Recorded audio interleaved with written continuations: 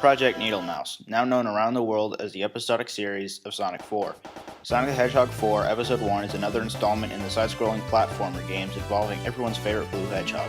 Sonic once again returns to fight the evil Dr. Robotnik and saves animal friends, but in a shorter time frame than normal. Like in the first Sonic game, there are no other playable characters or NPCs, so neither Tails nor Knuckles can help save Sonic's animal friends. This has been the main story formula for a lot of the Sonic games, but to me it hasn't gotten old yet, and it's still fun to progress through. Just be careful on how often you use this plot, Sega. This game has been heavily criticized by the people who other gamers refer to as the Sonic fanboys, all because of the character design and the fact that Robotnik is called Eggman. They have no right to complain about the gameplay though, as it is almost the same as the original series. On the WiiWare port, you hold the Wii Remote sideways, similarly to the Genesis controller, and you move Sonic with the left and right buttons on the D-pad. Jumping is executed by pressing 2 and holding down and 2 while on the ground lets Sonic spin dash like in Sonic 2 and 3.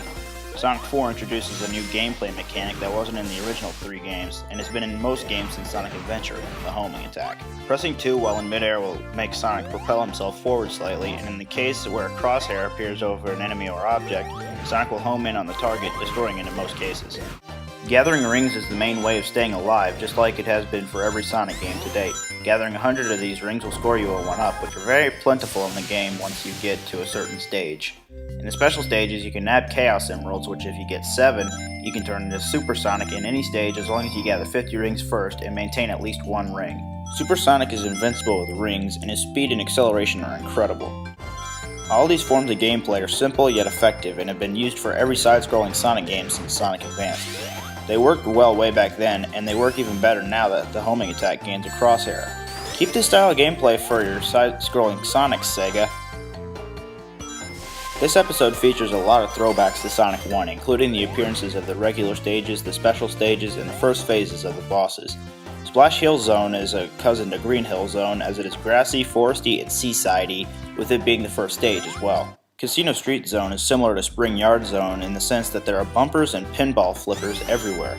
Lost Labyrinth Zone is Labyrinth Zone's older brother. It includes a ball rolling mechanic, a maze mechanic, and an underwater mechanic.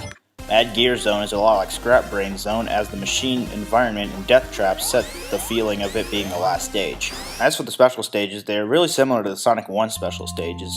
They control the same way, and they have the same objects and obstacles, and they have the same reward at the end of the first run, a Chaos Emerald. Every stage, including the special stages, have amazing 3D graphics. Sonic's character model also looks terrific semi-cel shaded, and his running animation looks greater than it ever has in a Sonic game with 3D graphics. The bosses seem to be rehashes of the bosses from Sonic 1's Green Hill, Spring Yard, Labyrinth, and Scrap Brain Zones as bosses, but after Eggman takes enough hits in this game, he pulls out a new strategy to attack Sonic with. This makes the game feel new, almost like a remake, but like Heart Gold and Soul Silver, not like Super Mario All-Stars. Either way, the graphics are great and the throwbacks are nice to see. All in all, Sonic 4's had a great start. Episode 1 was great, so let's see Sega pull off another success in Episode 2.